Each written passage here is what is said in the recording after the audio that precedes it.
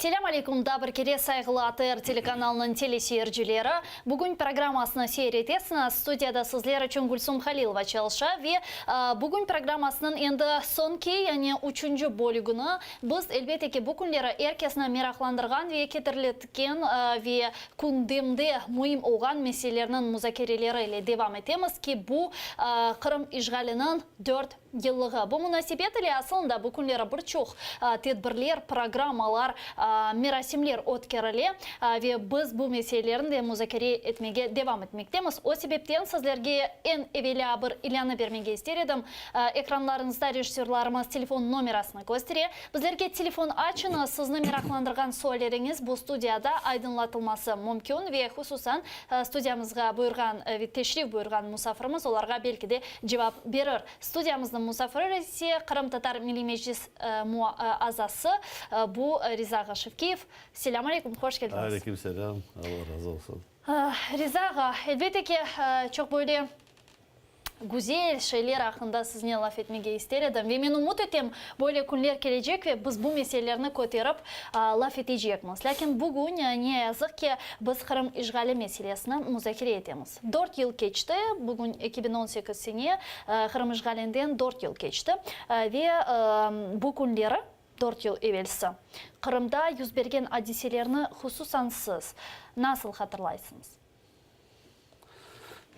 Evet, bugünkü 4 yıl dolacağın bir yürek ağrıyla bekleyimiz, karşılayımız. Çünkü biz o kadar 4 yılda bu işgallık sürmez de umut edeydik. Yani bu günlerinde gördük 4 yıl vatanımız, halkımız işgallar tübüne, balaçalarımız onların Kremlov propagandası tübüne, hartlar, balların, ana babalar, ballarını hasiyet etip koz yaşlı oturalar, korkudan oturalar. Çünkü bizim yaşlarımızda bir adım yapacak adamını ya da yapkan adam bir adım yapkan adamını tutarlar, kapatarlar, mahkemeler geçirirler, o mahkemeler çeşit cezalar çıkararlar. Halk her zaman böyle sıklık alda yaşaylar. Yazık ki 4 yıldan beri bizim de çaremizde olmadı, onlarını boşaltmaya. Evet, bizim de çaremiz o kadarlık yoktur, onu da anlayımız. Ama ben böyle aytam bizim degende bizim işimizden beraber bütün Avrupa, Amerika hükümetleri de bu işini devam edip sonlara getirip olmadık. Böyle deyip sayarım. Bu günler 22 fevral günü Ukrayna'da resmi şekilde Kırım işgali 20 fevral gününden başladı deyip aytıldı edi. Bugün 20 fevral ve hususan 22 fevral günü 2014 senesi siz ve diğer Milli Meclis azalar ile beraberlikte hissettiydiniz mi bana şimdi bir şey olacak? Biliyorsunuz mi? 22 fevralde biz o kadarlık mutlaka okupasyon olacağını öyle düşünmeydik. İçimizde bir rahatsızlık var idi. Hepimizin içimizde rahatsızlık var idi. Boyuk rahatsızlık var idi. Onun için 23 fevralde Noman Çelebici-Han'ın atılgan, öldürülgen gününe miting meclis adından çağrılganda pek çok adam geldi. Halkımız da bizim gibi, meclis azaları gibi, aktifler gibi, milli hareketçiler gibi halkımız da pek hasevetliydi, bir şey duygusu var idi. Onun için bu 23. fevralde pek çok halk geldi, pek çok. Biz her yıl 23 fevral toplaşaydık, bu sefer pek ziyade adam toplandı, miting geçirdik, anda yürüyüş oldu. Onu ben son bu işgallar gelgen son okupasyon olgan son o zaman onu analiz yapıp sonradan anladım. Niçin bu halk o kadar çokluktan geldi? Çünkü tek bizde değil, halkın içine de bir duygusu var idi. Evet. İntuitsiya dedi Rusça. Galiba o şey. Evet, o intuitsiyada bu duygu boş yerden gelmedi. Evet. Biliyorsun mi? Neden son geldi sizce? son zamanlar bu Kırım neleri başkanları, hükümet adamları onlar öyle hareketler yapaydılar. Her şey bizim halkımıza karşılık. Her bir adımları bizim karşılık. Buna bir ben uçakın tekrarladım. Aklıma geldi. Yani tekrarlayayım. Mesela Mogilov. Bugün yanına şey bir peyda oldu. Çıkışlar yapar televizyonlara. Sanki onun habati yok iken bilirsiniz mi? Ama o Mogilov ama o 13 senesi bütün 13 senesinden beri 14 sene geri gelip bizge ne kadar ayak çaldı. Biz Karl Marx'ta mesela kuracak idi bu kültür merkezin, medeni merkezin. Ama da o bizge kapattı yolunu. 9 katlı olmaz. Ana 5 kattan ziyade olmasın. Ayda 5 katka razı olduk. Çeşit arient nesi evi eken çıkardılar. O bizi horçalamadı. O Rus Yedinstvo degen bir Ruska Yedinstvo Radivilov onlarga kol tuttu. Mahkemeler geçirip onlardan nettik biz tartıştık. Ama bütün hükümet taraftan onlarga kol verildiler. Onlara yol açtılar. Bizim yolumuzu kapattılar. Biz öyle de hazırlık yaptık. Masraflar yapıldı bayağı ama kurmaya, başlamaya o vermediler. Ne vakit bunu hissettiniz? Buna Kırım işgali ola sattılar Kırım'ı. Aslında nasıl düşünüyorsunuz? Sattılar mı Kırım'ı? Bana bu başlayışı böyle olganda Kırım içinde. Ondan sonra bakın açık Ukrayna'ya da geçeyim. Bana Ukrayna'da medeni başkanlığı, Ministerstvo Kulturu. Ondan karar çıkarırlar bu binanın sanki исторический kendi bu yalan. Uydurma şey. Radivilov mında getirip para verip o şeyini satıp aldı. Ana Ukrayna içinde de böyle şeyler olaydı. Neyse bakanlıkta öyle şey olaydı. Onun için Kırım'ı sattılar degende aman o laf da gelişi. Evet bütün Ukrayna halkı onu yapmadı. Ama Ukrayna'nın başına durgan adamlar onlar evet yaptılar. Onlar mutlaka Kırım'ı sattılar. Bizlerini sattılar. Birinci onlardan bana SBO'nun mektupları var o zaman dahi internetke çıkar edeyim mi onlarını cıyıp aldım anda bütün yazıları mada Kiev'ge Kırım'dan sanki Kırım Tatarlar separatist eken Türkiye tarafına separatör işlerini alıp baradı böyle şeyler yazılır.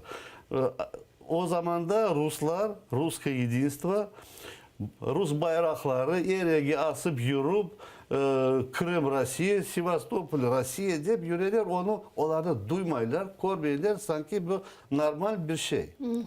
Onlar mutlaka Ukrayna'yı beğenmeyeni istemeyeni göstereydiler. Onlara değinmeydiler. Tek bizni baskınlık yapaydılar. Evet ben son andayım. Ama sanlı, mına 26 fevral günü olsun misal, yukarı rada o günde miting geçirildi. 15 binden ziyade insanlar toplana. Bazıları işte Rusya'ya destekçi, hatta Rus bayraklarını bile okun getirdiler. Kırım Tatarlar Ukrayna bütünlüğüne çıktılar. O gün siz endi anladınız mı mına Kırım işgali gerçekleşi? Ya da gelecek gün endi anladınız ne vakit yukarı radaga endi zapt etip kirdiler? O günü biz duyaydık bir hazırlıklar keti. Bunlar parlament yolunun, saylavlar yolunun bu geçirmekini hazırlaylar. Mutlaka onu duyaydık, anlayaydık, bileydik, bazı informasyonlar geleydi. Ama sabahsına öyle basıp alacaklar da asla aklımıza gelmeydi. Eğer o aklımıza o şey gelseydi, biz bu cemaatini toplangan son onun yarısını kaldırıyorduk yukarı şura yanına yarısında bu Sovet minister o yerge meydana da kaldırmak mümkün idi. Cemaatta söz dinleyip bakar edik, tutar edik o binalarını. Ama aklımıza öyle şey gelmedi mutlaka böyle baskınlık yapacakların. Evet o FSB işlerin biz çok su bilmiyor. Mesela Kırım içine de Ruslar da çok soğulu bilmeydi. Bazı bir adamlar bileydi. Ama bizim halkımız için bilmem, biz bilgen ben duymadım. Evet bilseydi, bizim taraftar olsaydı, milletçi olsaydı o şeyini aytıp verirdi.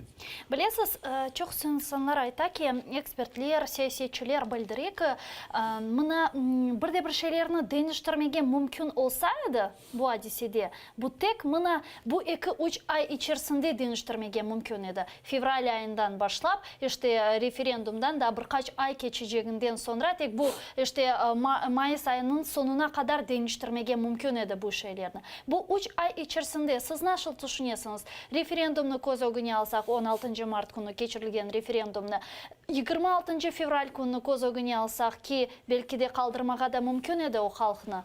Yukarıda da belki de gelecek gün zapt edilmez edi, kırmez edi anda teröristler. Siz nasıl düşünüyorsunuz? Mümkün edi mi bu 3 ay içerisinde bir şeyin değiştirmege? Evet mümkün edi. Ne için yapılmadı? Benim aslında 27'sine olar bu neleri Verkhovny Sovet Sobini basıp algan son o konuyu gerek edi Ukrayna neler harbi neler soldatlar armiyası vardı. Onlardan çıkarmak gerekirler kazarmalardan da getirmek gerekirler sarıp almak gerekirler bu hükümet binaların saklamak için sarıp almak gerek. Ama o içine girgen bir 15, 20, 30 adam olsa da onlarını tutup netip cezalamak gerekirdiler. Bilesizmi bir kunçe mümkün edi bütün anda olgan bilmem Ukrayna güçleri bayağı var idi. Sivastopol taraftan, Baksaray taraftan anda bir neler tanklarını çizmek gerekirdiler. Sivastopol'den Çırnamor bu neleri gemi harbileri kirmeye gelir. Son bir hafta şehir içine sarıp her bir rayonda böyle şeyler işler yapılsaydı bu Rusya bu gizli yavaşlıkla kirip olmayacak idi. Toktalacak idi. Eğer de bir olar başlasaydı atışma, cenk gibi başlasaydı o zaman karşılık da başlayacak idi. O zaman Avrupa, Amerika tezce koşulup hareketler yapılacak idi. Rusya'ya vermeyecek idi şans girmeye. Nasıl buna Gruzya girip başladılar. Cenk başladan son dünya da netip ayakta turdu. Neyse mi? Belki bunlar cenksiz kirgen gibi yavaşlıktan, tımpızdan böyle işler becerdiler. Ama Ukrayna yazık ki yuklagan gibi sanki bir oyun keti. Evet anlayımız bu ne için öyle oldu. Çünkü bunda Kiev'de de bayağı FSB adamları, onlara çalışan adamlar da bayağı var idi. Hem şimdi de var. 21 oktyabr günü 2015 senesi siz Kırım Hakikat resursuna bir intervyu verdiniz. O intervyuda siz ayttınız ki işgalciler mana işbirliği yani сотрудничество için birinci tranş 4 milyon ruble teklif ediyorlar. Bu sizin sözleriniz, doğru mu? Doğru. Ne vakit bu işbirliğini sizge teklif ettiler? O indi olgan edi 14. senesinde men bilesem bir ama men bilesem ne zaman men tırışkan edim bu fond bütün şirketlerini preregistrasyon yaptırmaya başladılar bu işini. Ben bekledim ama bakam bankta hesapları indi benden çalıştırmaylar. Bana registrasyon olun dedi. Son ben konuştum Mustafa Ağa'yla telefonla böyle bir registrasyon yapayım da ne yapayım ne olayım. Çünkü fond kapalgan gibi kola. Bardak Sobing'e böyle nelerge kağıtlarını verdik registrasyon olmağa ama onlar bir aldılar kaytardılar, ikinci kere beri kaytardılar. Son advokatlarını Moskva'dan da advokat nelerini tuttum. Onlar da iki kampanya Moskva'dan tuttum. Eksi de yapmadı. Yapar bir kunçe kunçe dediler sonra bakar bir kunçe taşıdılar. Yok biz bunu yapma olmayacak. Anda zakaz. O yüzden doğrudan aytıyor. Siz zakazdasınız onun için yapma olmayacak. Ana o zaman registrasyon yapmalar fonduna O zaman bana bir adamlar, o çetten beni hükümet adamları çağırıp betimi böyle etmediler.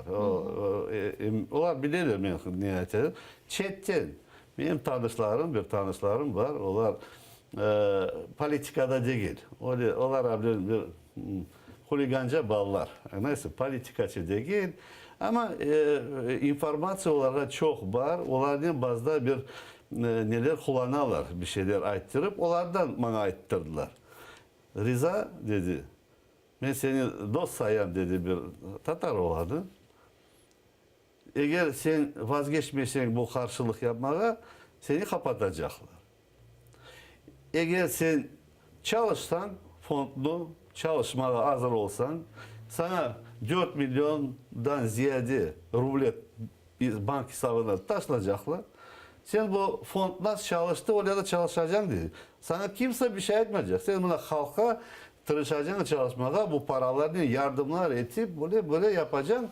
Son onu başlayan son seni dolduracaklar paranın da bıkacaksın o para fond bir zaman koymadı. Her şey öyle çalışacak deyip ana sayla dedi. Siz anladınız bu kompromat olacak. O yüzden ben sana yalvarırım. Başla diye işe. Niye o bir ne değil, satkınlık değil mi? Ben de bilirsin dostum. Böyle çalışmak, onların paranın bedava olmaz. Çalışıp başlaganda onlar yarın beni televizyonda çağıracaklar. Yanıma gelecekler, diyecekler son nasıl para, Rusya parası nasıl çalışarsınız, neler yaparsınız? Ben de başlayacağım, Rusya'dan bu para, kendi Putin bu para verdi, ben bunları böyle halka yardım ettim deyip, ben başlayacağım o işgallarının beraberlikle çalışmaya halkıma karşı. Yardım etken gibi ama o bütün siyaset boyunca o karşılık, satkınlık sayılır. Ben dedim yok. Çünkü yapılgan represiyalarını korumizden gelecek adam. Koşulmayın, bunların parası da gerekmiyor. Buna eğer registrasyon olmasa ben dedim ama Ukrayna'nın o tarafına avuştururum yuridik adresimi ama koşulmam. O son dedi haydi ama bak aytayım sana az gün kaldı. Eğer bu 2-3 gün içi biz Cuma günü mü ya Çarşamba mı böyle konuşkan idik. Seni netirler, kapatacaklar, alacaklar dedi. Birinci sana çıkış ne vermeyecek, razılık, предписание yazacaklar, çıkıp olmayacak. O zaman da ugalovni işte açacaklar. Böyle şeyler ayıttım. Ben dedim ne olsa olur Allah'ın işin koluna da her şey. Sağ ol böyle informasyonlar vergenine. Ama ben böyle şeye koşulmayacağım deyip böyle işte. Çok sağ olunuz cevabınız için. Bundan sonra Birçok Milli Meclis azaları yazık ki Ukrayna kıtasında bulunmağa mecbur oldular. Siz bu Milli Meclis azaları sırasındasınız ve hatta 2017 senesinde babanız vefat etti. Allah rahmet eylesin. Onun cenazesine bile barmağa imkanınız olmadı. Bugün Ukrayna'da bulunup 4 yıl geçti. Herkes aytaydı buna bu yıl olacak, bu yıl çözülecek, öbürsü yıl çözülecek, işte bu olacak. Ama 4 yıl geçti, lakin ne yazık ki hiçbir meseleler, elbette ki mühim balaban mesele çözülüp olamadı. Siz nasıl düşünüyorsunuz? Adım adım ketemiz mi ya da hakikaten çözülüp olamay bu mesele? Bu deyince ben böyle temelden anladım. Bu tez böyle ketişleyen eğer mesela acele bir şeyler olmasa mesela Putin geberse bir tez hareketler başlayacaktır mesela. Ya da bir bunt Rusya içinde bunt başlasa Devrim. bunt yani bunt değil revolüsyon da değil. Allah revolüsyon öyle aktifleri bile yok. Bir bunt başlasa bir yangın başlasa o zaman da bir değişmedir. Tez olmak mümkün Kırım'ı boşaltmak için. Ama böyle keteberse Putin de yaşasa, onlar da yuhlasalar Otmek Suriye'nin açlık çekip halkı, Rusya halkı o zaman bu ketişten daha birkaç yıllar uzayacaktır. Niçin uzayacaktır? Bu sanksiyon yapanlar, hükümetler bazda bir benim casını elbette hocam fikrimi ayten bir aynecilikler yaparlar. Garp. Sanki sanksiyalar bir şeyler ama özleri yapmadı. Ben sanksiya yapan hükümetler sanksiya yapamız degende onlar aytmak gerekler. Biz bilgeyimiz. Ukrayna bilge, dünya bilge. Buna mesela neft gazının fiyatını düşürecek biz. Buna biz uran almayacağımız ya da titan almayacağımız ya da bir şey almayacağımız, bir şey vermeyecek miyiz diye aytsalar, onların da korsek açık olsa biz duyacağız. Bazı lafı keti ama duygusu yok. Son başlayayım bakmağa bana haberlerini, Rusya haberlerin ana onlar başladılar raketi средней дальности ядерный боеголовками снабжать. Ana dilini aytip olmayın bu sözleri. Onun için Rus dilini aytıyor. Onlar başladılar ufak raketalarga da atom koymağa, becerip koymağa, hazırlıklar tutmağa Amerika hasret etip başladı onların demek ki siz onları toktatın biz de mesela bazı şeylerini toktatayız deyip. Toktan ya bu sanksiya olacak, onlar açlık çekecekler bir şey diye aytağımız bir yerden de gaz raketalar cenke hazırlık etti. Evet halkı yarama yaşa. Daha bir yarama yaşayacak. Ama onların propagandası öyle havi ki o propaganda halkın ağzını yapıp tutar.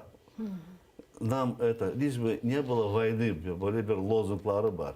Açlıkta hazırlar. Her şeye hazırlar halkı. Onun için halka para vermeyi bu armiyaya bütün şeyleri neteler son koterteler yeni samolyotlar yeni vertolyotlar çıkardılar. Kırım'da böyle bir harbi toplanması yaptılar. Соединение целое, front. O biliyorsun o eğer sanksiyalar tesirli olsaydı bu şeylerin onlar ya olmayacak idi. Öyle olsa nasıl düşünüyorsunuz? Ne için Garp'da radikal hareketlerge ketmeyi? Şüphesiz sanlayım elbette ki eğer bir devlet öz menfaatını birinciden düşünüyor da olsun ticaret meseleleri belki de ola belki de işte başka bir meseleler koterilir. Lakin gene de bunda Ukrayna diplomatiyası sizce yeterli kadar çalışmıyor mu ya da nedir bu? Neden sebep? Nasıl anlatabilirsiniz? Biliyorsun mi? Ukrayna diplomatiyası çalışa bizim Milli Hareketçilikte, mecliste taraftan çalışmalar keti. Dünya boyunca anlatmalar, çıkışlar. Ama daha bir şeyler uydurup tapmak gerekmez de bir tesirli bir işler olgaydı onlar tezce bir şeyler, bir hareketler yapaylar. Mesela bir yeni mühendis kaç kere aytacağım gerek Ukrayna taraftan inisiyatif yapmak gerekler. Amerika, Büyük Britanya'nın, Rusya'nın, Ukrayna'nın 4 Budapeşt memorandumunu imza koygan hükümetlerini o anda dinlemek. Nasıl çezilir ya yerine getirir bu Budapeşt memorandumu? Ama Budapeşt memorandumu ratifikasyondan geçmedi de. Doğru mu? Ama ratifikasyon birinde geçirmedi, Ukrayna'da geçirmedi ratifikasyonu biliyorsun mi? Kimse geçirmedi. Ama imzalar koydular. Ama Ukrayna'nın raketleri ketti. Onun için onlar o anda toplaşıp başladı. Atçot gibi слушание yapmak gerek. O yerde evet bire ne diyecek? Yani için ratifikasyon olmadı da diyecekler. Niçin olmadı ratifikasyon? Kim onu becermedi? Kimin kabahatı var onu sonuna ratifikasyon yaptırmağını? Niçin ratifikasyon olmagandan son raketalarını başladılar bıçıp satmaya anlamında vermeye. Bu mesele Kravchuk'la müzakere edildi mi mecliste? Yok benim öyle yok evet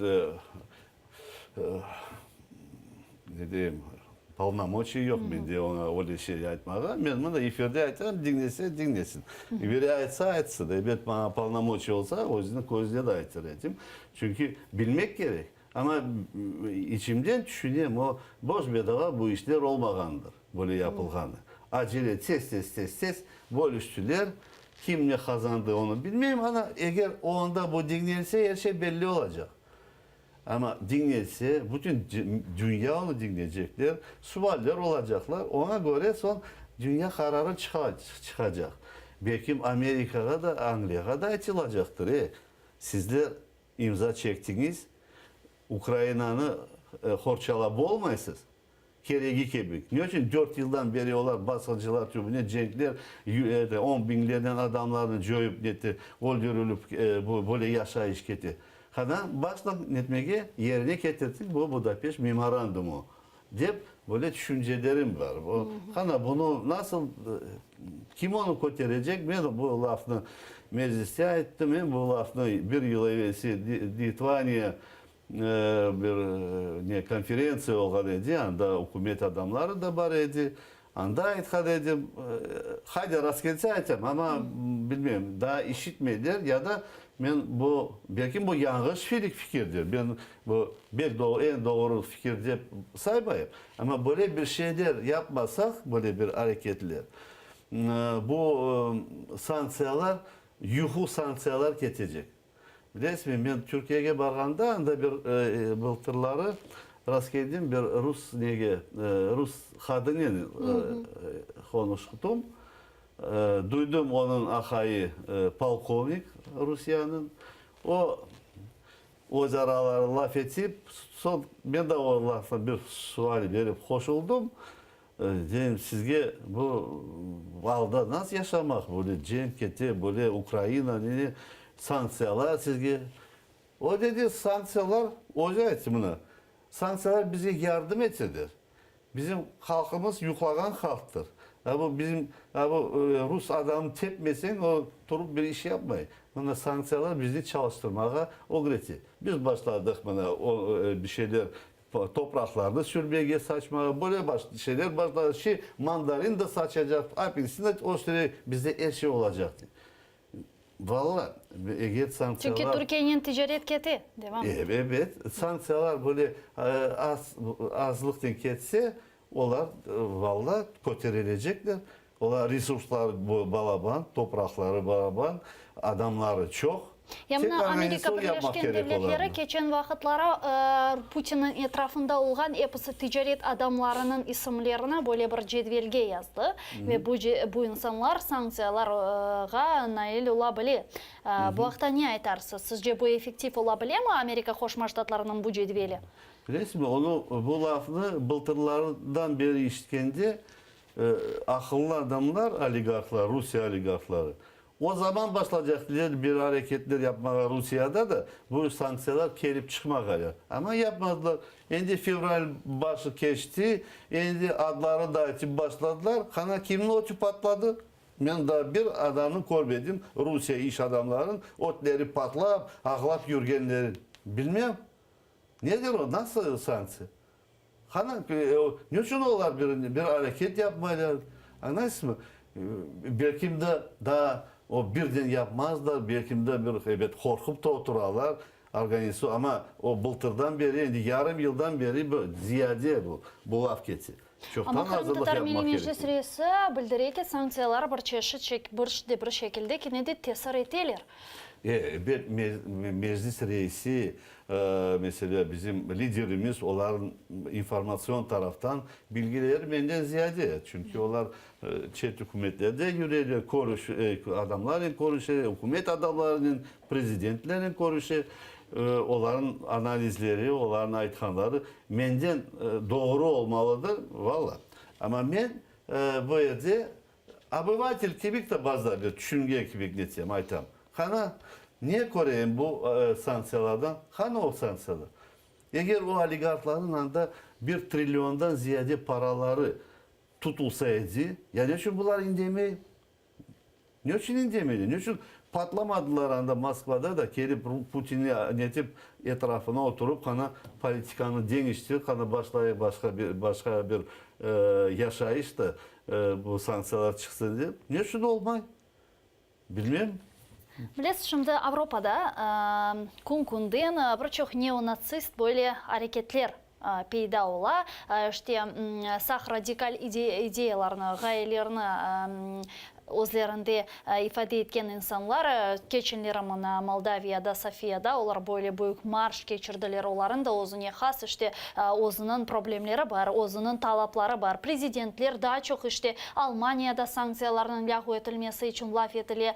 Miloš Zeman işte Kırım'na satınız degen böyle tekliflerde buluna. Avrupa'da olup geçken yani aytacağım Avrupa bir tam organ değil. O da bir taraftan ayrılmağa ne yazık ki belki de menfaatlarına ayrılmağa başlay. Lakin Avrupa'ya bakmasak, bugün Ukrayna'ya biz baksak, mında Ukrayna'da Kırım Tatar Milli Meclisi'nin faaliyetine göz taşlasak, biz de bu hadisede büyük rolünü oynayımız. Siz öyle düşünmeysiniz mi? Nasıl düşünüyorsunuz? Mındaki Kırım Tatarlar bu Kırım'ın azat edilmesinde nasıl rolünü oynay? Evet, bunda yaşayan Kırım Tatarlar bundaga aktif ki büyük rol var. Çünkü başka adamlarga çare verilmiyor. Ukrayna'da Kırım'da yaşayan meclis azaları anda seslerin çıkarıp olmaylar. Bundan tek iş başlana albarıla iş. Hem bizler mesela akılınıza olsa sanksiyalar ne başlamağa ne kadar hareketler yapılıp bu sanksiyalar başlayıp hareketler yapar ve bizim taraftan onlara yuklamağa vermemiz. Her zaman türtüp oturamız, anda çıkışlar ola. Onların da gelgence aytınamız. Onun teberemiz onlarda yalvarayımız, elbette onlara mecbur etip olmayımız. Onun bu işimiz böyledir. Başka türlü onun için daha bir şeyler uydurmak gerek değil de ondan başka da bir şey tapmak gerekmez de onlar daha ziyade başlagaller hareketler yapar. Sanksiyaları keskinletip, hayletip yapmak gerekmez. Niye ki bu hareketler sizin düşüncenizge göre bu ne olabilir? Daha bir radikal sanksiyalar olsun petrolge tamam embargo ya da bilmem SWIFT sisteminin tamamıyla lağu edilmesi Rusya'dan nedir? Nasıl olmalı? Ne olmalı? Bilirsiniz, bu laflarda ben o kadar içine girmez edim. Çünkü onlar özleri bilirler ne yapmalı.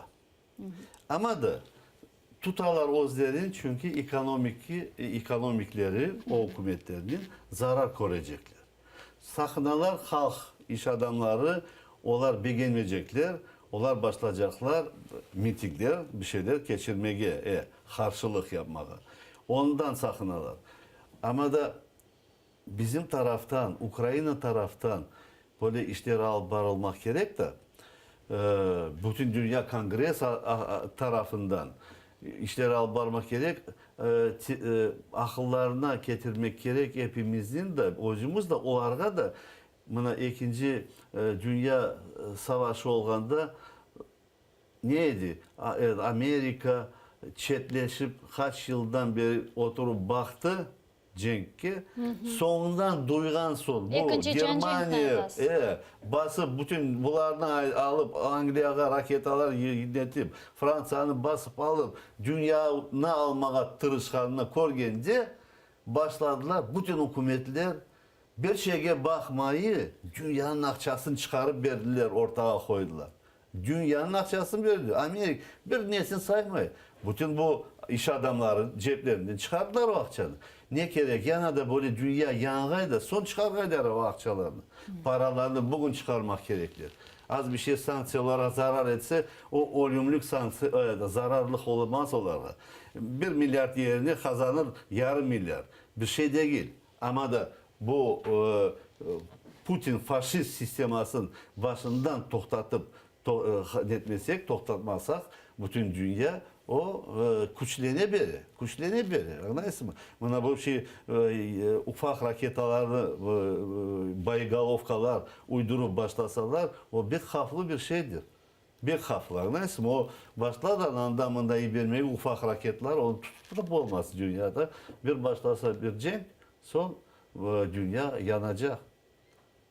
Onun için yana biz düşünüp tapmak Ama biliyorsunuz işte bu yanacak dep aytkan vaqtda ikinci Cihan Cenk'inde aslında Hiroşima ve Nagasaki'ge yapılgan bu kıbı ucum O da gösterdi yader silahını kullanmak gerek mi deyip. Zaten sanki dersin bu ucun mahsus yapılgan edi.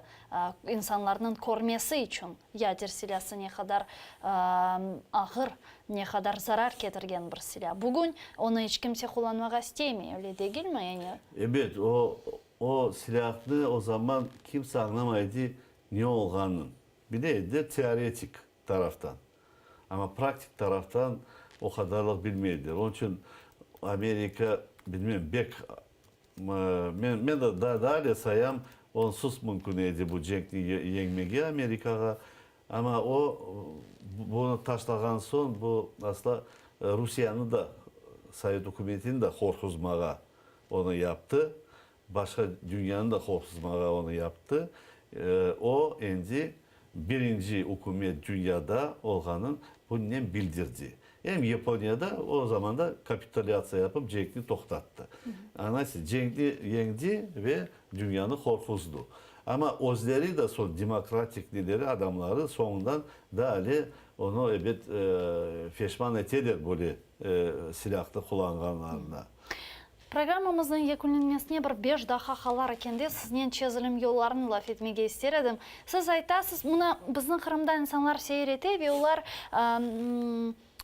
çok suları umut etiyaz hatinde bu gibi sanksiyalarının yakın zamanda Kırım'ın boşatılmasına yardım edeceğini ya da mında Kırım Tatar liderlerinin halkara arenada çıkışta bulunup yapılgan represiyalarını takdim edip çeşit rezolüsiyalarını alıp bu represiyalar Kırım'da toxtatılacağına.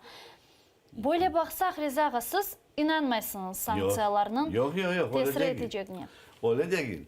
Men bu tür Şimdiki sanksiyalar. Yok, men bu tür fikrim sanksiyalar azlık etkenliği. Ne için 4 yıldan beri biz olar çubuğunu sanksiyalar azlık etti. Men deyim, bizim yolumuz sanksiyalar. Cenk yolumuz yoktur. Kırım'da cenk açmaya mümkün değil. Halkımız kayıp olacak. Anlaysın mı? Benim Koran'dan da anda. Bütün soy sopum da anda. Yok, halkım anda olmaz. Ama sanksiyalarını keskinletmek gerek. Ağırlatmak gerek. Tezce çizilgi anlayız mı? Bakın 4 yıldan beri bizim balalar balalıktan, cetsattan başlayıp onlarda okuyorlar. Buna 1. 3. sınıflarda balalarga öğretirler. Nas mina koyarlar, rastyaşkalar yaparlar. Böyle şeyler diye öğretirler. Anlayız mı? Ballarda. Onlar ballarını hazırlayırlar. Böyle saldat olup cenk etmeyi kimge karşı? Ukrayna'ya karşı. Bütün dünyaya karşı hazırlıklar yaparlar. Fikirlerini bozarlar. Ben onun için sanksiyalar bek gerek. Onların tesirliği var. Ama evet ben istedim tezce boşalga. Onun için ağırlatmak gerek o sanksiyalarını da Rusya tezden turacak olup turup olmasın da dağılsın asla boşaltsın Kırım'ımızı, Vietnam'ımızı, Ukrayna'nın da rahat versin yaşamağı. Sonki 2 dakikada şimdi Rusya Kırım'da, işgal etilgen Kırım'da Rusya prezidenti saylavları olacak. Bir ay kaldı, bir aydan az bile kaldı. Ve siz buna nasıl kıymet kesiyorsunuz ve son olarak halkımızga ne aytar ediniz? 2 dakika. Ben bir halkıma böyle bir aytar edim. Bizim halkımız bir zaman işgallar tübüne 1783 yıldan beri ne kadar kureyşse de mecbur olduk çıkmaya Vietnam'dan ama bir zaman çiz çökmedi olar o günü. Bu Putin'in saylavlarına bargan adam olar o günü tiz çökmek sayıladır. Onun için o kadarlık korkup da, o kadarlık tiz çöküp da özünü aşılamaya gereği yok. Çünkü boyuklar baracaklar saylavga, mektep balaları bakacaklar artlarına, ana babalarına da. Onlar ne düşünecekler? Nasıl terbiye alacaklar? Nasıl olar son düşünecekler özünün hükümetin kurmağa, düşmanları karşılık vermeye, maskara olacaklar balları o günü, birbiri o günü. Onun için işte barmağa gerekmeyi, saylavlarını onlar bir yapacaklar hocasına, her şeyleri hazır ama halkımız anda çıksa onlar gösterecekler. Bizim halkımız sanki onlara kol tutar. Kol onlara tutmayımız. Baskıcılarga biz bir zaman razı değiliz. Onlar hından çıkıp gitmek gerek.